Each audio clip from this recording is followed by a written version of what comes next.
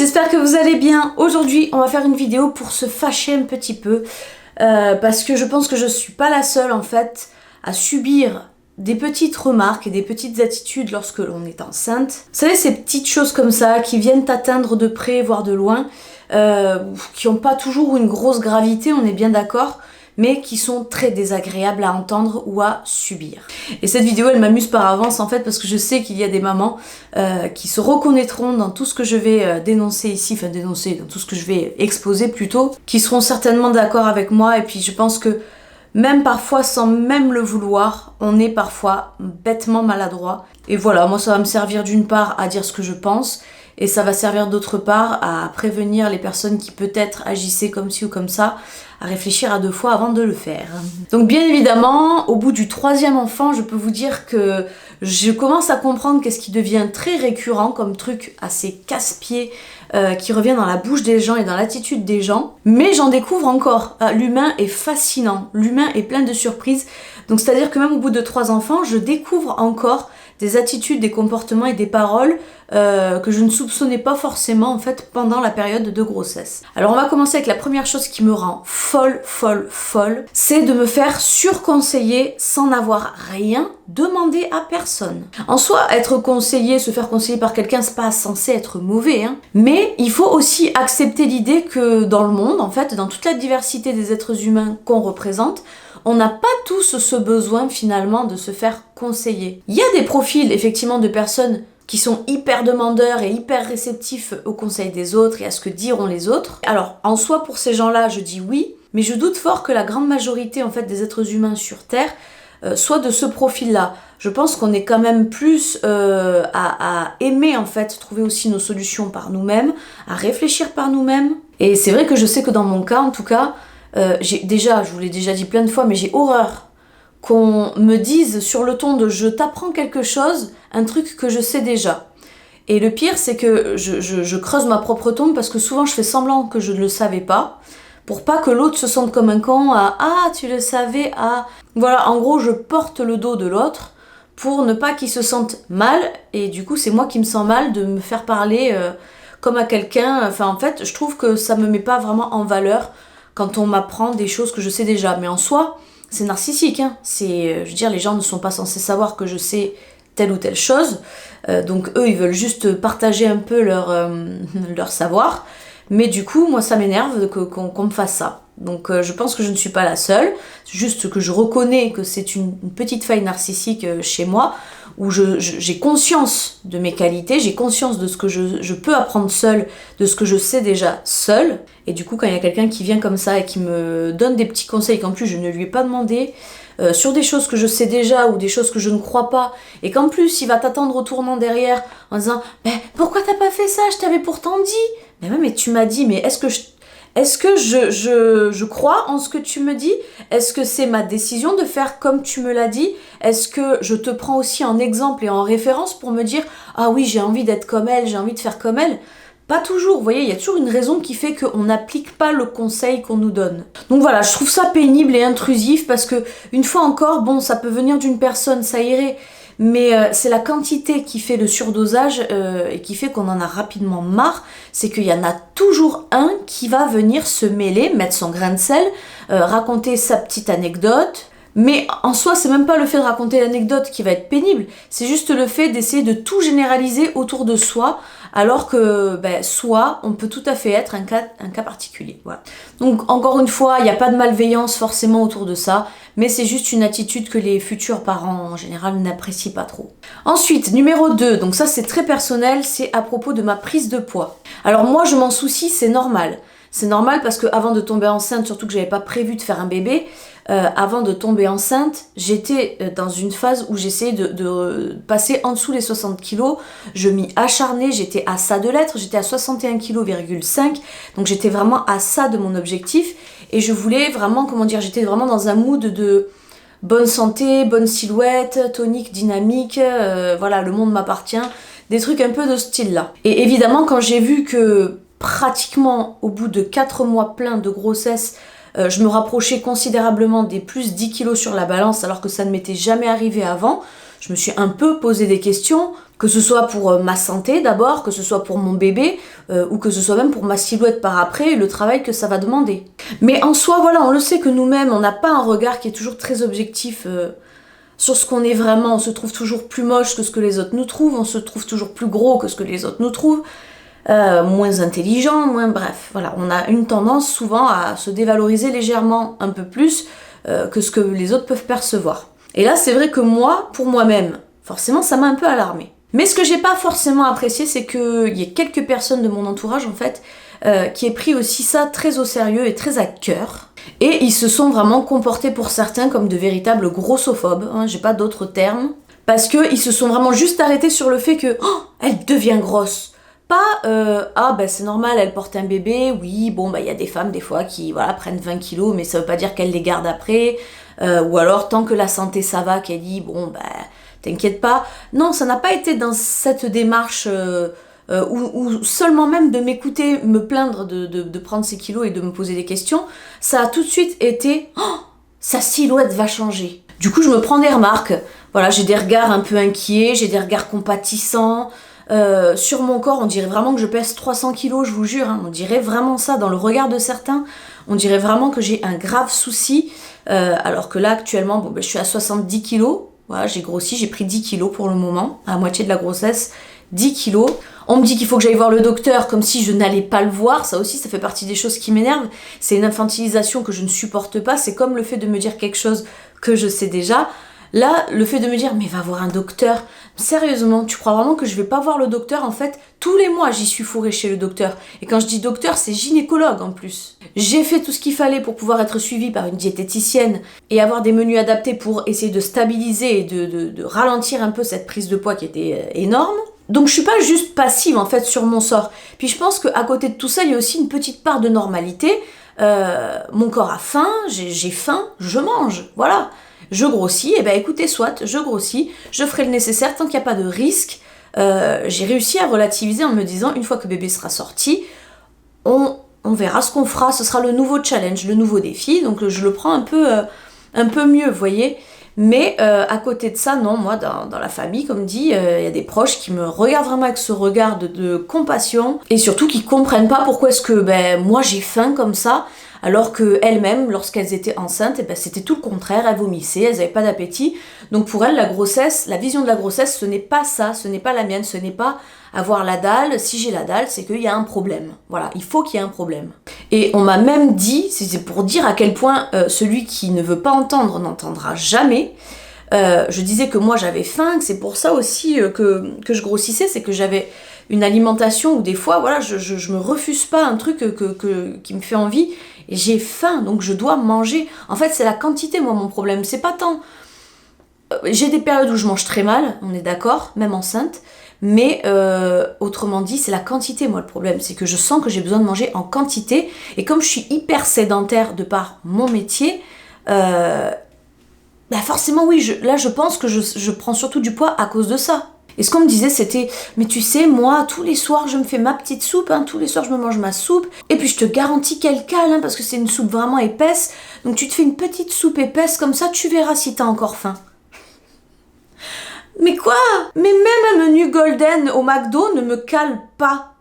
Tu peux m'expliquer comment une soupe un peu épaisse, sous prétexte qu'elle est épaisse, et quand on dit épaisse, voilà, tu m'expliques en fait à quel moment c'est ça qui va me caler l'estomac? Arrêtons de rigoler 2 secondes, quoi. Donc ça, typiquement, c'est quelqu'un qui ne se réfère qu'à soi-même et qui ne comprend pas l'autre qui est en face, mais qui essaie de le conseiller quand même. Je te comprends pas, mais je te conseille. Surtout qu'à la base, avec cette personne-là, on n'a pas du tout le même appétit.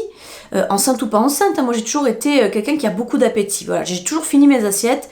Donc, on n'a pas le même estomac, on n'a pas le même appétit, on n'a pas les mêmes intolérances, pas le même âge, pas le même état, pas la même satiété, enfin bref, il y a tellement de choses qui nous différencient l'une et l'autre, donc son conseil en fait il est tellement malvenu je trouve. Vous pouvez me dire ce que vous voulez vous en face, vous pouvez me dire « Oh non, mais tu sais, c'est pas parce que t'es enceinte qu'il faut manger pour 2, ça c'est pas vrai. » Oui, c'est pas vrai, mais je mange pas pour 2, je mange pour une femme enceinte, une femme qui est en train de procréer. Et ça vraiment, vous voyez, je suis passionnée quand je vous le dis, je suis en colère parce que je ne supporte pas qu'on m'attaque comme ça encore sur mon poids, parce que c'est vrai que je reproche à certaines personnes de mon entourage d'être sans doute un peu responsables de mes troubles du comportement alimentaire. Parce qu'ils font une obsession de la taille 36-38, vraiment.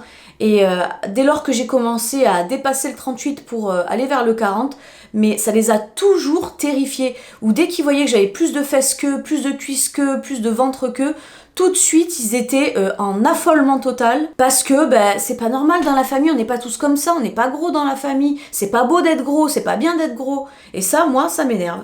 On continue avec les symptômes. Alors moi j'ai une absence totale, on peut dire ça comme ça, une absence totale de symptômes.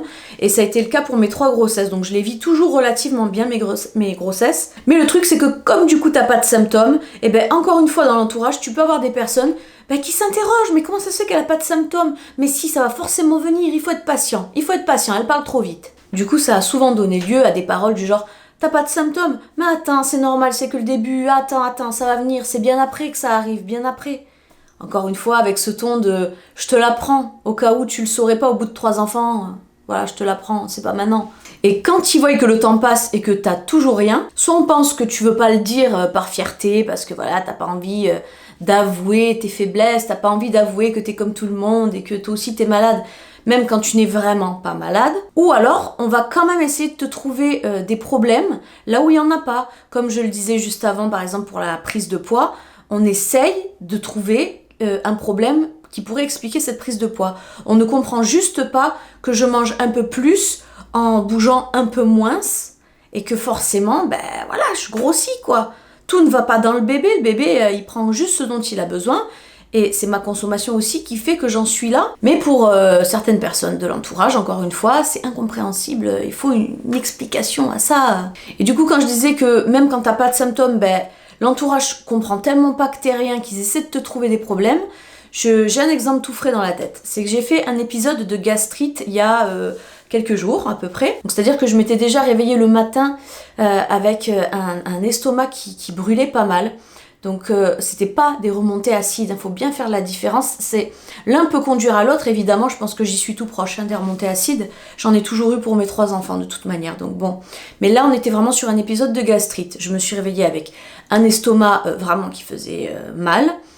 J'ai essayé d'aller à la selle, je n'ai fait que c'était pas des selles en fait que je faisais, c'était des glaires de sel. Voilà, donc une glaire c'est pas grand chose, c'est même pas faire caca quoi, c'est bref.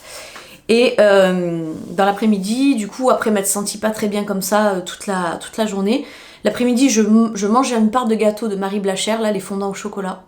5 minutes après, je suis malade comme un chien. J'ai mal à la tête comme jamais. J'ai des brûlures, mon estomac me pique, mais des coups de poignard, tellement que c'était violent. Et une nausée pas croyable, avoir envie de gerber. Et au final, je rôtais de l'acidité. Voilà, c'était pas vraiment vomir, mais je rôtais par intervalle de tous les 5 minutes peut-être, ou un peu moins. Je rôtais de l'acidité gastrique. Donc moi, sur le coup, j'ai cru que c'était une histoire de diabète. Je vous le dis tout de suite, j'ai cru que je faisais du diabète et que je faisais une grosse intolérance au sucre. Mais en fait, il s'est avéré que c'était une gastrite, un épisode de gastrite. Donc voilà, en gros, on pourrait dire, j'ai mangé le truc de trop qui a grave accentué l'acidité de mon estomac, et ça m'a rendu malade. Voilà, c'est un épisode. En 1 heure, j'avais plus rien déjà, vous voyez, j'avais déjà un peu digéré, tout allait bien mieux. Rien que ça, vous voyez, quand j'ai raconté cet épisode, qu'est-ce qu'on m'a dit? Ah, tu vois que t'as des symptômes, tu vois que tu vomis toi aussi comme tout le monde. J'ai pas vomi. Je n'ai pas vomi. Et j'avais beau dire, mais c'était pas des vomis, c'était des crachats, je crachais comme un molar, quoi, mais c'était de l'acide. Oui, tu vomis, c'est pareil, il a dit ça comme tu veux, tu as vomi, quoi. Mon Dieu, c'est terrible. C'est terrible, c'est terrifiant, donc voilà, j'ai eu droit à ça. Et en gros, on m'a dit, tu vois, nous, on vomit, c'est ça notre maladie de grossesse, c'est que on a la nausée, on vomit toute la grossesse. Encore une fois, une belle généralité. Bon, toi, tu vomis peut-être pas comme tu dis, mais tu es quand même malade, hein? Eh non.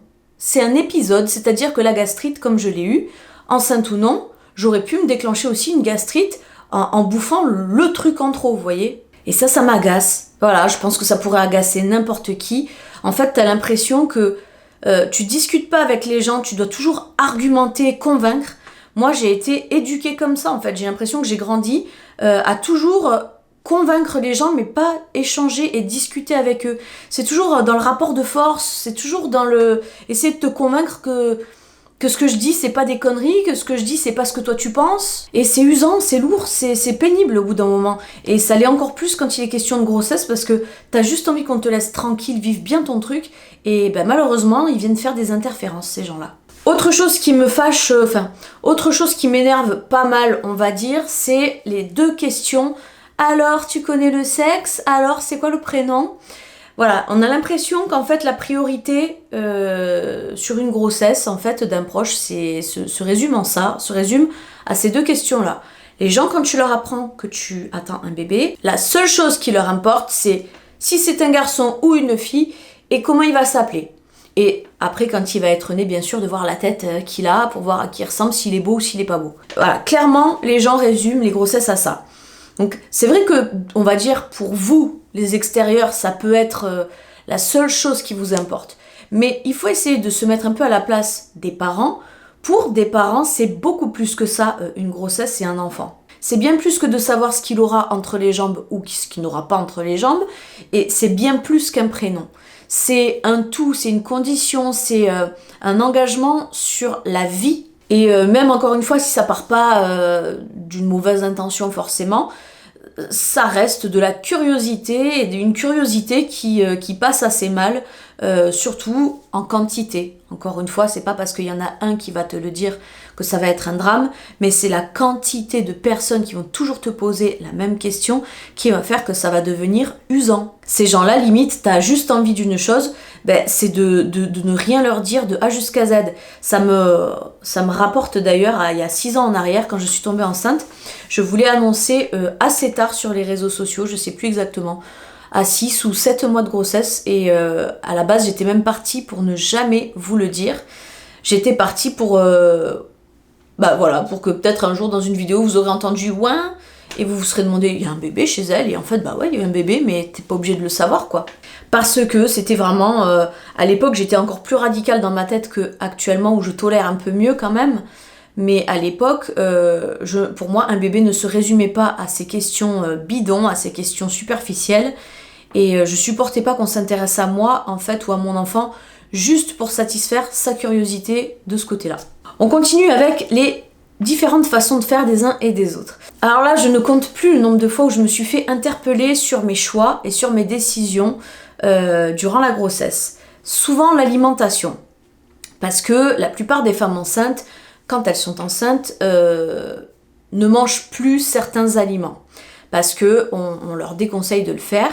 Et le problème, c'est que elles, quand on leur dit c'est déconseillé, elles entendent c'est interdit, c'est abolition. Du coup, leur compréhension vient se répercuter sur les autres femmes, les femmes comme moi par exemple, qui ne se mettent pas vraiment d'interdit. On va dire que pour la grossesse, les seuls vrais interdits que je me mets, c'est la consommation d'alcool, et encore, enceinte ou non, l'alcool, j'en bois pas vraiment. Donc pas d'alcool, et pas non plus de médicaments qui pourraient nuire au fœtus. C'est tout.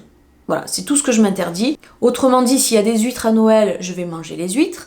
Autrement dit, s'il y a une tranche de saucisson sur la table, je vais passer à côté, je vais piquer dedans, sans problème. Si on commande des sushis, je vais manger des sushis avec le poisson cru à l'intérieur. Voilà. Donc ça, encore une fois, il y en a plein qui vont dire « Mais c'est dangereux, tu risques la listériose, la salmonellose, c'est pas conscient, c'est interdit. » Donc comme je l'ai dit, c'est pas vraiment interdit, c'est déconseillé. Donc là, vu que je suis en colère, je vais un peu dire vraiment le fond de ma pensée. Pourquoi est-ce que je fais pas comme tout le monde? Parce que je trouve que ça fait vraiment mouton, en fait, de se contenter d'une explication populaire d'un seul pays ou d'un seul docteur, pour se faire justement son propre avis personnel.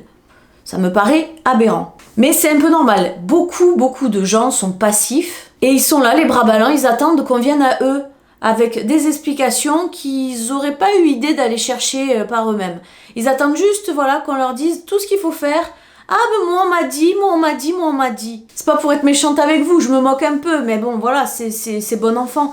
Mais typiquement, moi, je ne suis pas ce modèle d'humain-là, je ne sors pas de ce moule-là, je ne suis pas conçue dans ma tête comme ça. Je suis peut-être moins bien conçue que vous, mais en tout cas, je suis différente, ça c'est sûr. Je ne peux pas me contenter de ce qu'on me dit, j'ai toujours besoin de vérifier, toujours, de me faire mon avis et de voir qui m'a le plus convaincue. C'est comme ça. Je n'oublie pas non plus que Ben, les médecins qui nous conseillent sont des médecins français en France. Et qu'en France, on est extrêmement frileux et précautionneux vis-à-vis des risques, effets secondaires et dangers et compagnie. On est un peu mère-poule sur ça, voire presque étouffant même. Je donne un exemple sorti du chapeau là comme ça au hasard, ne serait-ce que les dates de péremption sur les produits alimentaires. Je pense que tout n'est pas question de business là-dedans pour que tu jettes et que du coup tu rachètes et tu rachètes. Peut-être il y a un peu de ça quelque part, mais je pense qu'il n'y a pas que de ça. Je pense vraiment, en fait, que si nos DLC, par exemple, sur les yaourts sont aussi courtes, c'est aussi une façon de dire, bah, chez nous, il n'y a pas d'intoxication alimentaire. Chez nous, voilà, un produit frais, c'est vraiment un produit extrêmement frais, c'est gage de qualité. Et comme ça, on dit, waouh, bravo la France, vous êtes vraiment un pays au top du top. Pour autant, je crois que c'est dans les dom-toms. Un yaourt, il peut être consommé jusqu'à 10 jours après la date de péremption sans problème. Ou alors je crois que les dates sont prolongées de 10 jours, même directement sur l'impression de l'étiquette, je sais plus. Et ça va très bien en fait, ça va tout aussi bien, vous voyez. Au bout d'un moment, à trop dire fais attention, ça va. Les viandes, c'est vrai qu'elles peuvent être contaminées, les viandes crues par exemple, mais les légumes aussi.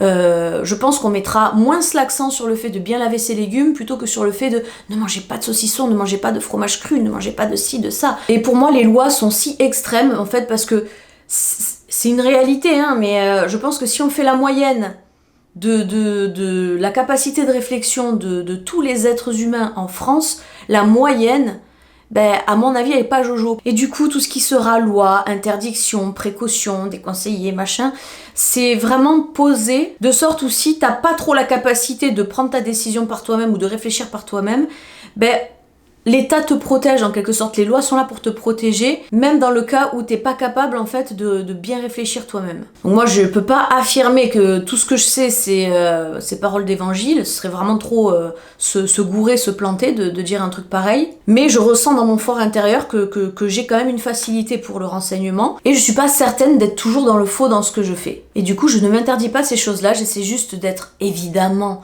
précautionneuse. Réfléchir, c'est aussi ça. Quand on dit faites attention, juste faites attention aux saucissons, eh ben pour moi, faites attention, c'est mange-le de qualité, déjà, essaie de le manger de qualité. Ne l'achète pas dans un endroit où tu doutes un petit peu de l'hygiène, du stockage ou de tout le reste. Et mange-en quoi? Une tranche par-ci, une tranche par-là, mais ça s'arrête là. J'en ai pas tous les jours sur la table, à chaque repas, même pas enceinte, ça se passe pas comme ça. Les sushis, c'est pareil. Donc à un moment donné, c'est pas parce que je vais en manger 2 ou 3 que ça va causer un problème. Alors oui, sauf s'ils sont contaminés. Si je vais dans la rue et que je traverse la route, ben, attends, je suis dangereuse quand même, je risque de me faire poquer par une voiture.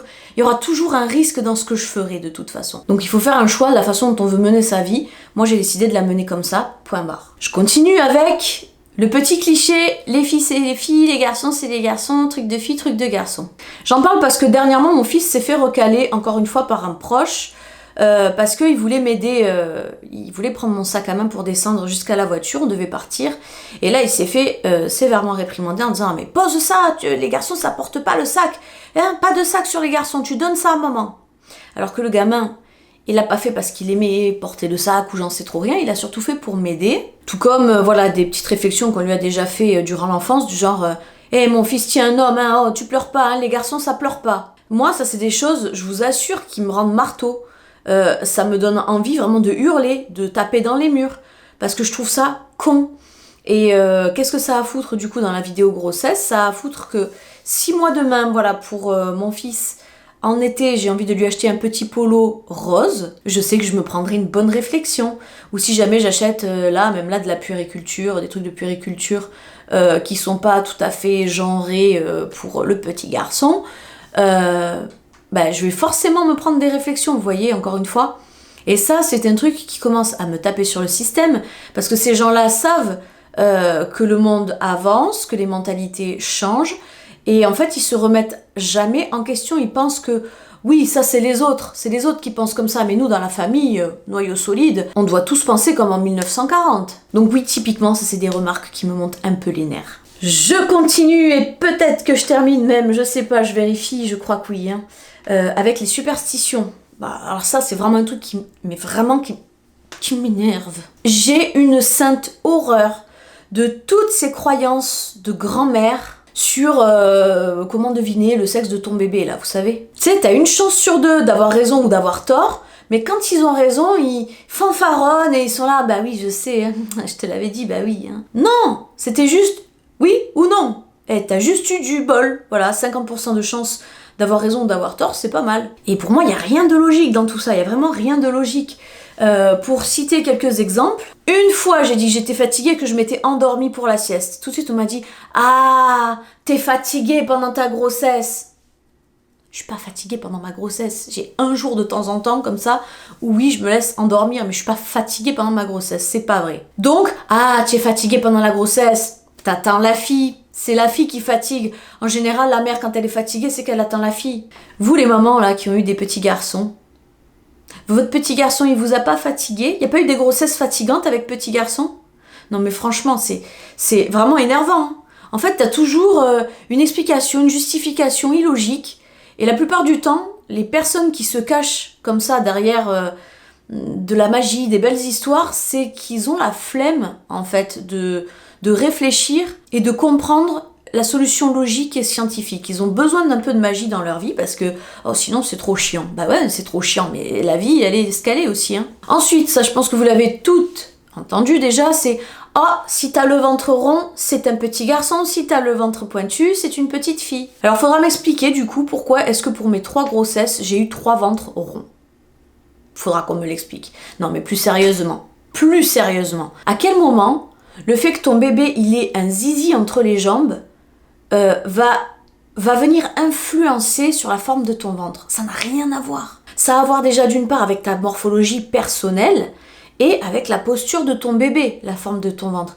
Ça n'a en rien à voir avec si ton bébé c'est une fille ou un garçon. Mais moi ça me rend encore une fois marteau ce genre d'affirmation. Parce que par exemple quand j'avais pas encore dit si j'avais la fille ou le garçon, t'avais des personnes comme ça qui cherchaient à un peu deviner avant la révélation officielle, hein, pour être un peu servi avant les autres, en regardant en disant « De toute façon, moi je sais ce que t'as, hein. Ton ventre il est rond, hein. C'est un garçon, c'est sûr. » Bah c'est pénible. Bah en fait c'est juste pénible. Parce que franchement dans un moment pareil, t'aimerais qu'ils aient juste tort, quoi. Pour leur mettre en pleine figure. T'aimerais juste qu'ils aient tort. Et là, manque de peau, au petit bonheur la chance, ils ont raison. Et du coup, ils se sentent infaillibles. Encore autre chose, vous avez déjà dû entendre parler de « Ah, mais si tu manges sucré, c'est que t'attends une petite fille. Si tu manges salé, c'est que t'attends un petit garçon. » Ça, c'est pareil, hein. Ça reste un être humain que tu as dans le ventre. Avant d'être une fille ou un garçon, ça reste un être humain. Et encore une fois, je ne vois pas le bébé avoir besoin de sel pour faire pousser son zizi, quoi. Donc pour moi, ça, c'est encore des croyances bêtes, mais tellement bêtes qu'elles me mettent en colère. Quand c'est trop bête, des fois, ça me met vraiment en colère. Mais c'est vrai que je suis souvent sur les nerfs, en fait, parce qu'il y a plein de choses autour de moi que je trouve profondément bêtes. Toujours un peu dans le même délire, vous avez sûrement aussi déjà entendu, c'est quand les mamans, elles ont des remontées acides, justement, on leur dit « Ah, ça c'est les cheveux du bébé, ça. C'est les cheveux qui te mettent dans cet état. » J'y ai cru pendant 2 grossesses, j'y ai cru à ça. J'y ai vraiment cru. Mon fils, il est né chauve, enfin, pas de cheveux. Ma fille est née très chevelue, j'ai eu autant de remontées acides pour l'un que pour l'autre, et là, je sais que j'en aurai encore. Mais la vraie explication, en fait, c'est que tu as le transit et la digestion qui est considérablement ralentie à cause des hormones progestérone, je crois. Et du coup, aussi, comme le bébé remonte et que tous tes organes un peu se poussent, eh ben, ton estomac, il a un clapet qui a un peu de mal à rester fermé, ce qui fait qu'il y a de l'acide qui va remonter de plus en plus souvent, et c'est ça qui va faire que tu vas avoir ta remontée acide. Ça n'a nullement à voir avec la quantité de cheveux ou les cheveux de ton bébé dans ton ventre. Ça, c'est faux et archi faux, encore une fois. Et je m'en suis rendu compte parce que j'en avais pas marre de l'entendre, mais un jour je me suis dit, mais c'est vrai ce truc? Et en allant vérifier et cherchant l'explication scientifique, je l'ai trouvé, et là je me suis dit, ah ouais, encore une désillusion, quoi. Donc voilà, je crois que j'ai fait le tour sur à peu près toutes ces choses qui m'hérissent un peu le poil et que j'entends et que je subis en étant enceinte. Si vous aussi vous avez d'autres choses à relever que je n'ai pas forcément dit dans ces choses énervantes, n'hésitez pas à le faire en commentaire, ça permettra justement de nous défouler un bon coup. Et encore une fois, c'est vrai que je suis un peu crue, je suis un peu virulente, je suis un peu énervée, mais c'est pas forcément contre vous m'écoutaient en fait. Je suis surtout énervée contre les gens autour de moi qui ont osé, qui se sont permis me dire et me faire ce qu'ils m'ont fait et ce qu'ils m'ont dit. Il faut pas vraiment le prendre personnellement de la façon dont je le dis, hein, surtout. Donc merci de m'avoir écouté et on se dit à très bientôt.